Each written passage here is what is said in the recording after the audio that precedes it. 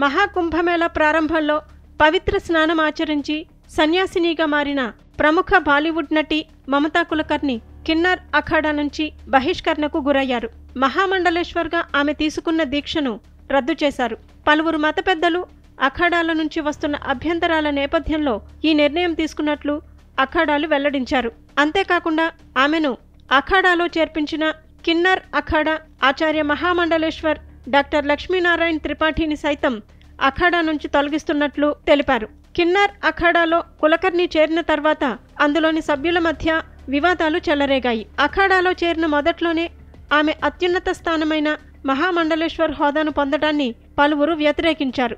మహాకుంభమేళా పవిత్రమైన ఆధ్యాత్మిక కార్యక్రమమని, కానీ కొందరు వ్యక్తులు ఇందులో అసభ్యతను ప్రోత్సహిస్తున్నారంటూ ప్రముఖ యోగా గురువు బాబా రామ్దేవ్ మండిపడ్డారు. 90వ దశకంలో బాలీవుడ్లో మంచి క్రేజ్ సంపాదించుకున్న నటి మమతా కులకర్ణి 2003 తర్వాత సినిమాల నుంచి తప్పుకొని విదేశాలకు వెళ్లిపోయారు. ఈ క్రమంలోనే డ్రగ్స్ రాకెట్లో ఆమె పేరు వినిపించింది.